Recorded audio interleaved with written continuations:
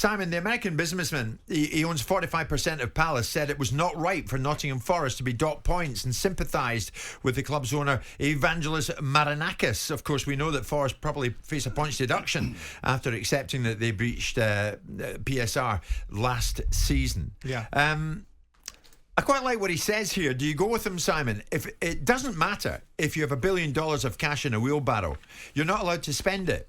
Does that make any sense? Marinakis has plenty of money to fund his team, but he's not allowed to. If he spends too much and does what the fans want, somebody comes along and docks some points. That's not right.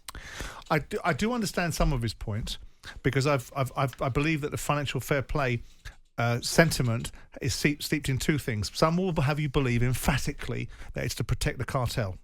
And I can see that argument, i.e. those that are already at the table get to stay at the table because no one can challenge them.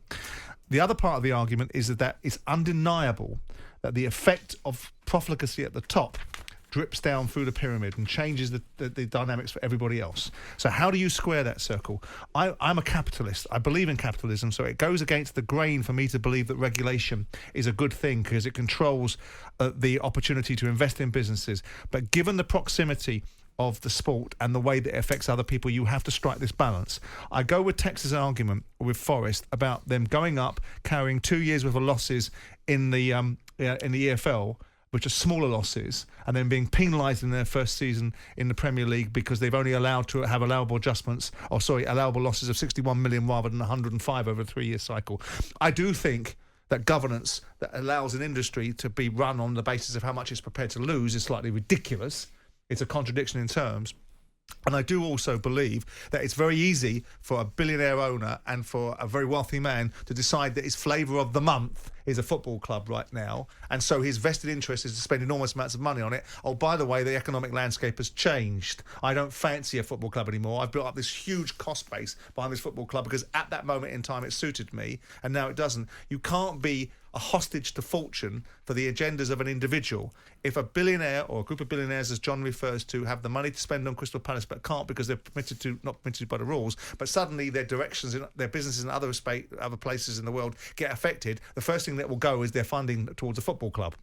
So it's one thing saying we've got plenty of money right now. Yeah. The problem is when you've got plenty of money right now, you don't know what's going to happen in the future. And if you don't run your businesses sustainably and with some degree of control over what they do and don't do, then you're going to put yourself in a position where the football club is entirely dependent on the individual. So I think that there needs to be some sophistication. I think that new ownership models should be allowed to have some dispensation. If you buy a football club and you have to inherit the mistakes of a previous owner, which is what you normally do when you buy a football club, you should have some dispensation from the current financial fair play legislation to enable you to build it the way you want to suppress the argument that it only allows people that are already at the top table to stay there.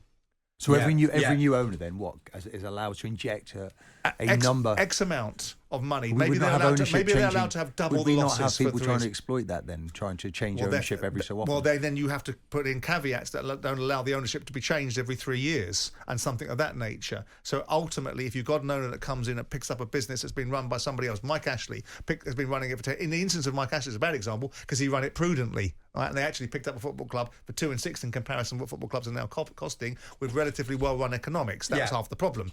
So they should be allowed potentially to go, right, if everyone else is allowed to lose 105 million, to defeat the argument that will constantly be told, which is, well, then we can never change anything. Let's invite new ownership, new monies. Do you like the sound of the Textor's language? Do you like the way he goes about it, Simon? The reason I ask... Well, he's an American, so he's interested in one thing, which is the opportunity that he's trying to create for himself within the framework of sport. Do I agree that America... He's kind of no-nonsense, isn't he? Well, so is Todd Bowley, but it doesn't necessarily mean that they're right. That, the person that shouts the loudest in the room is the person that often gains the most attention, but isn't always the person that has the most salient thinking. I know I can turn that towards me, Martin, before you make a snide comment. Right? But the point is that he's a successful man, understands the landscape. What I did like was his rebuttal of his relationship with Parish. I don't like the fact that he actually gets on with Parish. That's a different discussion. I question his character on that basis. But he suggests that... He's got to back his man, isn't he? Well, he is his man. Suggesting unity here, isn't it? Yeah, he is his man. Parish, it works for Palace, has made more money out of Palace than never made out of anything in his life. And guys like this have given him an opportunity to run a Premier League club. But the fact that he's setting the record straight and killing some of the mischief there are issues between the board. Because the fans, whether it's true or whether he's not allowing the fans to create a schism because Right. I think that was going on a little bit. They were targeting Parish, and there was a schism being built between the club, the board, and what was currently happening with the Ambition. You So see, Textor's got an agenda behind what he's saying there, by the way. Really? Well, I've often heard you say, that when you're an owner, try being an owner. And in your case, Simon, and I know everything that you did, and it was valiant to say the least. Try and it was what it was, yeah. It was what it was. And you wanted the best for your football club. Indeed. And you weren't afraid to put your hand in your pocket. Indeed. On many, many occasions.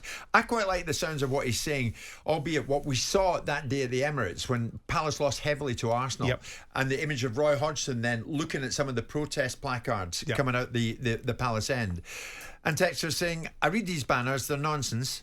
I showed up a couple of years ago and I do nothing but support as one of 4 members of the board. And then I see banners which say, Texter, we don't want you. I don't care. They don't need to trust me. I'm not running the club. People say they want fan ownership and transparency, but there's nothing more than transparent than a US public company that reports material contracts within 4 days.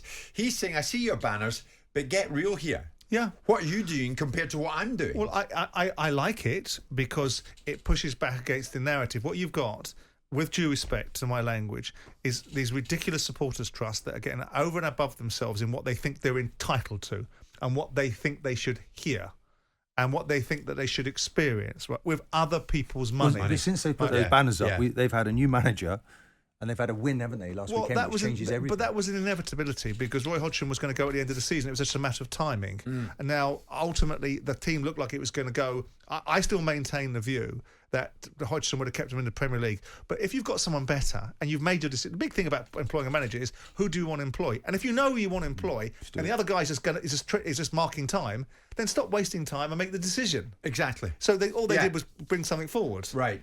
But I think Textor's right. Put people a little bit back on, rather than this feeling that you've got to constantly agree with something to disarm it. Tell people some truths about what you think. I loved it when Sugar came in here a few years ago and turned around and get fans in the boardroom. Get lost. On what basis? Yes, that went down well. Then and now. Jim White and Simon Jordan. Monday to Friday mornings from 10 on AM, on DAB, via the talkSPORT app and on your smart speaker. talkSPORT.